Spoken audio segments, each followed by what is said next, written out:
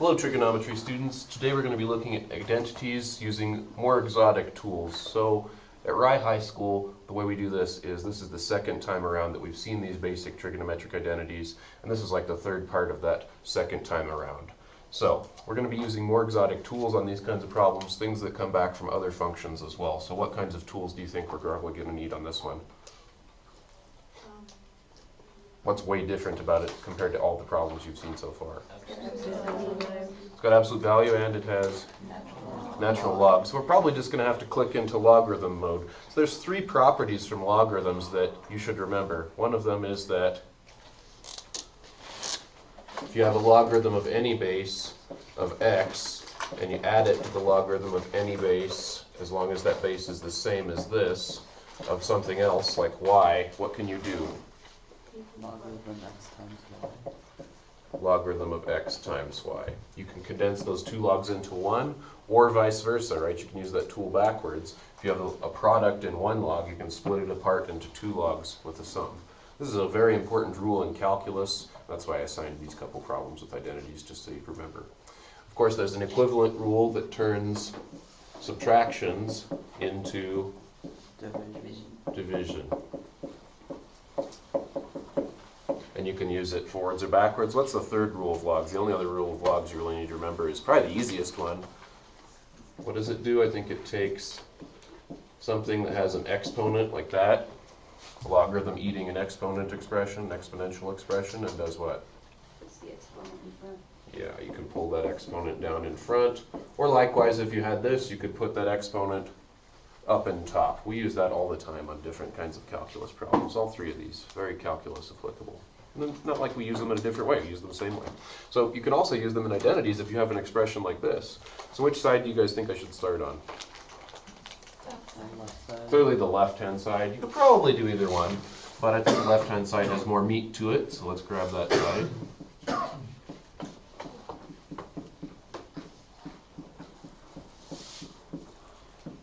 And I think one of those properties ought to help us here. Which one is that? The one that turns sums into multiplication, right? So start trying to use that language as well, right? We're at the time where in math we really want to start trying to use our language so that we can communicate with other people like I'm doing with you guys. And that'll really just start to affect how you think about things too. So I'm going to take two logs, absorb them into one log. I don't think the absolute value really is an issue here. The reason they put absolute value in this is because one of the most common things we do in calculus is we have the natural log of an absolute value for a reason, which I'll show you in calculus. So they're just trying to warm you up to it, okay? So kind of just ignore it. Just pretend it's parentheses. Cool. So I'm going to go 1 plus cosine and multiply. And so that's like something we can expand out or distribute out, right? Or what Lauren said what yesterday? She said like reverse factor, something like that. I think you can do it however you want. That's going to be 1 plus cosine minus cosine cancel out. And we're going to have minus cosine squared of theta. So however you want to think about that, not bad. Okay, so at this point I'm thinking, well I'm here and I want to get there. They look pretty different still, right? Is there anything that jumps out at you about this? I think there should be. You can turn that into sine squared, yes, okay, good. And we're not seeing a sine squared over there, we've just got a sine. But we'll just do it and see what happens. And then you can pull the exponent out. Ah, because really when we say sine squared of something, right, that means sine squared like this. That's what that really means, especially if you're going to put it in your calculator. You have to type it in like that, right? So that says, hey, there's that other rule of logarithms. Since this is a logarithm eating this expression, that exponent could come down in front of that logarithm. And again, the absolute value is just going to kind of chill throughout the whole process, and I think we've established our identity. So there's one example using what I like to call more exotic tool, something from the past or from the future perhaps, but I think mainly the past. All right, let's look at another one. I think I gave you a couple with logarithms.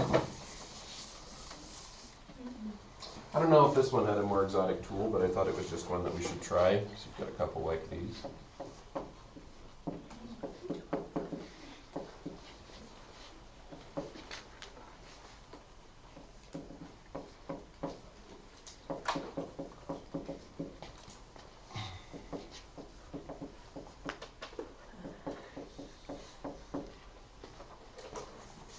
So I don't see any real exotic like logarithmic expressions or anything like that in this one. I just thought it'd be another good example given the problems you were assigned. Clearly, you obviously want to start on the left-hand side again, right? So there's two possible ways we could go about this. One of them you guys should know. What's one way we could maybe mess with some stuff over here? Turn tangent into sine over cosine, then we'll have like a fraction on the bottom and kind of go from there. We've done that quite a bit already, right? So that should be a strategy that's starting to be pretty comfortable to you and one that's very useful in calculus. So I think maybe we'll do it that way. Before we go and do that though, I want to think of a more exotic tool, which you've seen before, just you haven't seen it for a while. If you have a bottom like this, another thing you might use is just use a clever one right now. There's a clever one that pays off a lot of the time if you use it right now when you have like a separated minus or a separated plus or something. This is just another tool. You might add it to your clever one on your strategy sheet, okay? What kind of clever one often pays off when you have this kind? What did I do there? Nothing much. It's the same thing as the denominator except it's addition instead of subtraction. Why does this kind of multiplication tend to pay off? The bottom will just be like 1 squared minus tangent and plus tangent go away, just like a moment ago with that other problem, right, with the sines and the cosines, and you'll have minus tangent squared. So I think that would ultimately lead to this if I were to do it. And then that's a Pythagorean identity, which we could do something else with. This idea right here, though, of using this clever one, of course I need to make it a clever one, right, to make it legal. If I use that, what's that kind of clever one called? Do you remember? It starts with a C. It's called a conjugate. Very good. So a conjugate clever one will pay off in a lot of circumstances. You might find this weekend that it helps you with one or two problems. So I'm just reminding you of it. We could do this problem that way. I think it's going to be easier if we just do it the way you've been doing, so I think I'm going to do it that way this time. But don't forget about a clever one conjugate. Conjugates also in calculus make things a lot easier sometimes.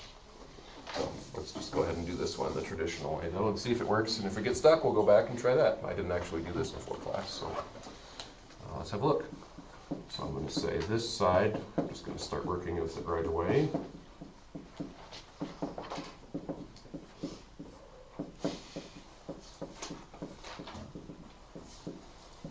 And then you should be starting to feel like it's a reflex, basically, to just smash these together, I think, right? And just see what happens.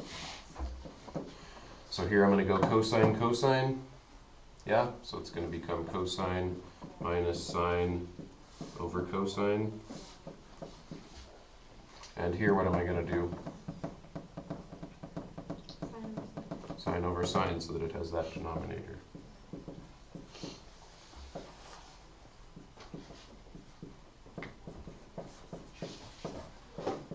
If you're starting to feel comfortable enough to skip actually writing in that clever one, great. If you still need it, do it. I'm just telling you different ways to do it.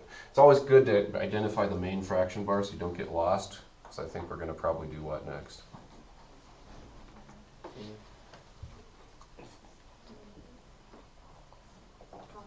I'm going to copy dot flip, right? So if I copy dot flip here, I'll have cosine times cosine over this stuff. And over here, pretty similar, isn't it? Sine times sine. So that sine will flip up with that one over this stuff. My time is up. Okay, so we have cosine squared. And look at these denominators. I think we've seen this a couple times this week. They're almost the same. What's the only difference? They're switched. So how can I fix that? They're identical except for the order. Turn that into an inside.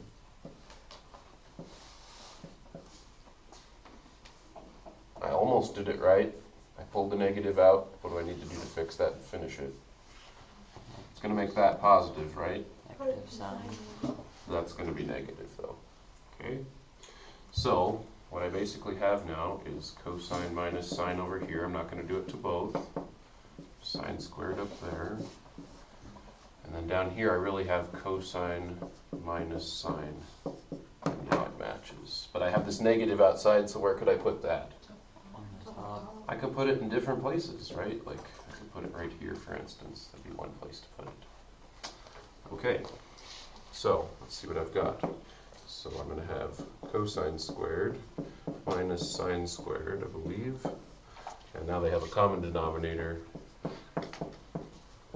And at this point, I think it's wise to look into the future and see where you're trying to go, which is there. I think you should be able to see it. What should I do?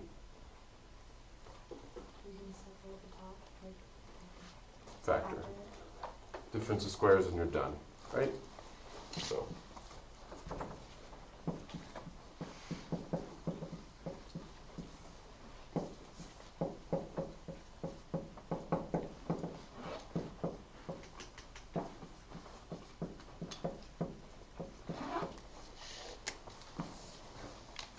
We're done.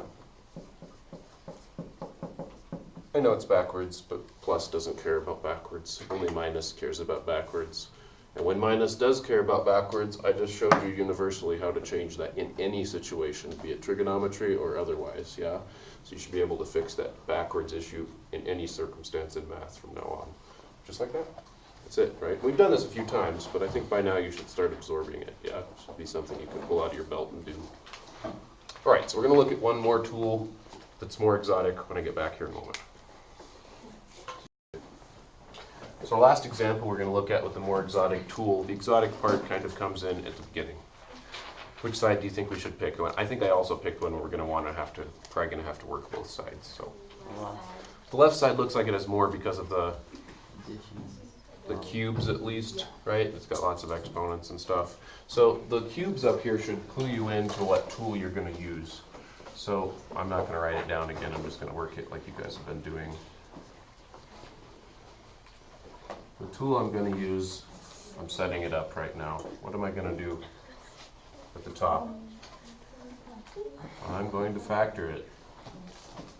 There was a thing you learned once upon a time, and I think this is like the third time you've seen it now, that you don't use a lot, but it's there. And it's, instead of being the difference of squares, it's the difference of cubes. And sometimes we do use that in calculus. Not a lot again, but every once in a while, and if you know it, it gives you an easier way to do some problems. So, differences and sums of cubes both have factoring schemes, unlike differences of squares do, but sums of squares don't, because those usually produce imaginary numbers, right? So let's remind ourselves of the way that they work. So I always like to start with the difference of squares. You guys know that I remember very few things. The total number of mathematical objects I have memorized is probably 50 or less, like for everything. And you guys have only seen like 10 of those things I can build stuff off of so far. I can just build everything off those same things like this. It's just kind of natural, right? Like difference of squares we've been doing so long. It goes like this, right? Like x minus y, x plus y. Yeah? So if you know that, like figuring out difference of cubes is no problem if you can use a little common sense and logic. So I think it goes pretty similarly. You start out with the same thing, and then you're like, well what's this got to be if that's x cubed? It's not just x anymore, it's got to be x squared, rocket science. And then what's this got to be? That times that's got to go here, right? So that's y squared. The only thing that requires a little bit of memorization is this next part, I think. It might make sense too, though, that like if this is x squared and this is y squared, there might be a linear term in the middle. And in fact, there is. There's an x and a y. And the only thing I really have memorized for cubic formula is that there's one minus in each one. I already used it. So those are both positive. And sum of cubes, which is the one I think we'll need for this exotic trig problem, works almost identically.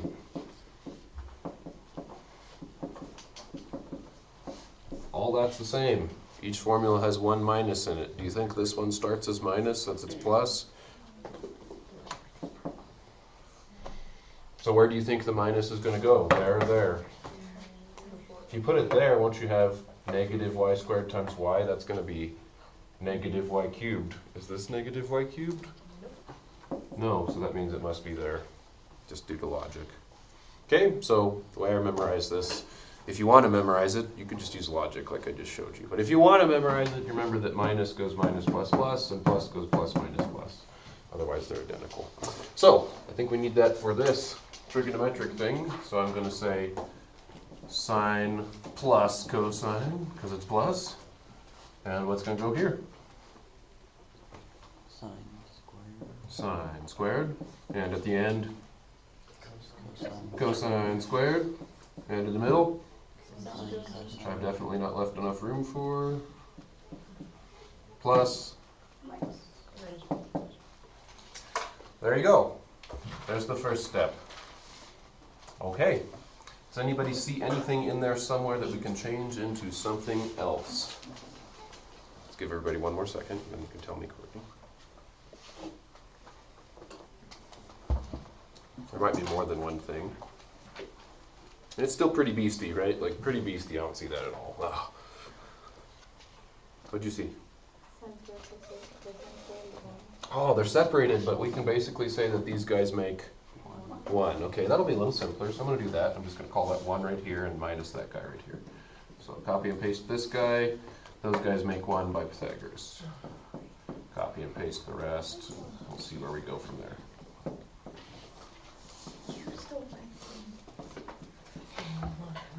Okay. There's one other thing that you should be tempted to change at this point. Maybe into something else, just to see if it works. What other thing might you be tempted to change? Individual sines and cosines can't do much, right? So there's not really a temptation to change them much. But the cosine squared, maybe we could change that. Now, if this 2 wasn't there, we could just say that that was equal to sine squared, right? But the 2 kind of messes it up. I think this part down here is going to be kind of alluding to the new identities we're going to be learning next. So that's how I did this problem. I saw this problem originally because I saw a new identity that you've never seen yet in that bottom. So you haven't seen that yet. So I can't do it that way with you. Yeah? So let's see if we can figure out another way that you guys could do. So I'm kind of stuck unless I turn this into something else. I'm going to say, maybe I'm going to go the other side. See what I can get out of it. So let's go to the other side and do some scratch work. Goodbye, exotic tunes. So over here we could do this, right?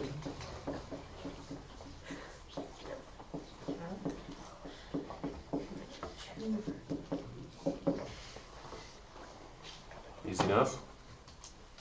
Then you should be like feeling your leg shaking, saying, "Oh, I know I have to do something with that." What is that reflex you should have right now?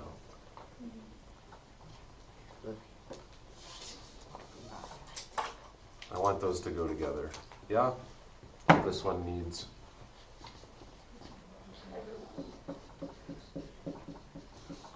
Hear it being whispered in the room some places. And this one needs the same thing. Just some clever one action, that's all it is. It's not very clever this time. Alright, so the denominator down here is going to be cosine. See what's left. We've got a sine minus a cosine. Same kind of thing up there. I've got 1 minus, not exactly the same, sine cosine over the common denominator of cosine. Now, we could obviously copy dot flip this now, or we could do what Ben taught us yesterday. And what was that? Get rid of the cosines, or the over cosines. The over cosines are really irrelevant now, right? If you don't like that, then fine, copy dot flip it, and you'll see that it cancels. Okay, so I'm just going to write the next step down. You can think how you want. So I think I've got this. And the cosines cancel, so this will be on the bottom. Okay, now that's pretty simple now. Like, it's just got sines and cosines. There's not a lot I can do with it unless I do something real clever, you know what I mean? So I'm going to look at that. Look at what I have over here. And I'm going to see if there are any similarities. Minus sine cosine. We've got a 1 minus sine cosine in both. That's a pretty unique piece or quantity, isn't it? So I think that's good news. So we've at least got that. What else? Do you see anything else that's pretty similar? Sine plus cosine is on that side. Right, that one's on the top, that one's on the bottom. I'm thinking we've seen this before even today. What relates sine plus cosine and sine minus cosine? Negative sine plus cosine. It's a strategy. It's a factoring thing. It's one of the first things you learn to factor in Algebra 1. It's the difference of squares. So I don't see the thing that I can factor to get from this one to that one. So here's, I think, the most clever step for us at this stage. If you were me or one of the older kids who've done more trig, you could just recognize this bottom as something else, and that would be an easier next step. Does that make sense? You guys haven't seen that yet, though. So, the most clever one.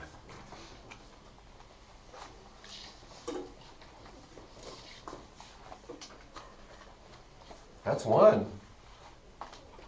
Let's make it into another thing. In this group of identities we've done so far, what was one's most common identity? Sine squared plus. So couldn't we write that as sine squared plus cosine squared? Let's see what happens if we do.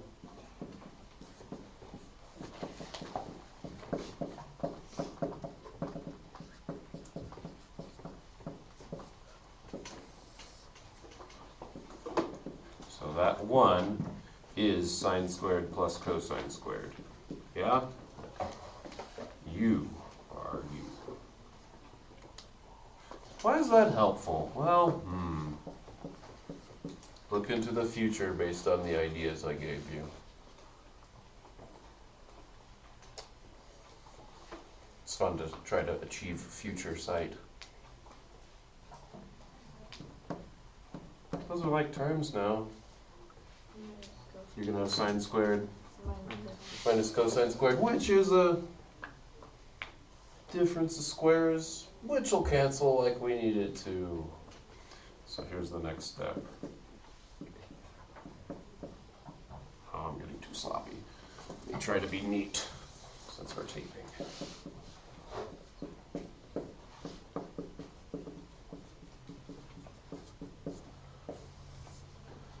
So those are going to combine, and now I'll have sine squared left over and just one of those cosine squareds because the other one is canceled out. And that's a nice difference of squares. So it's going to be equal to, oh, my back is killing me.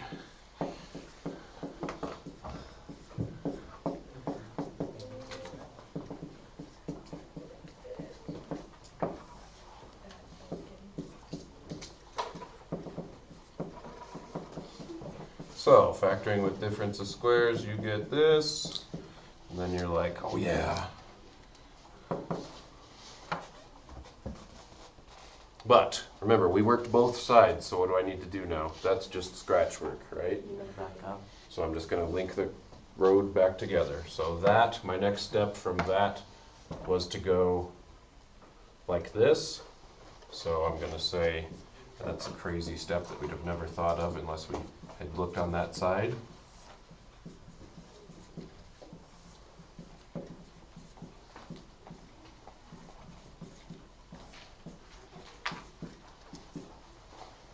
Then I'm going to write this as what that becomes then. That's basically ripping the denominators apart, right?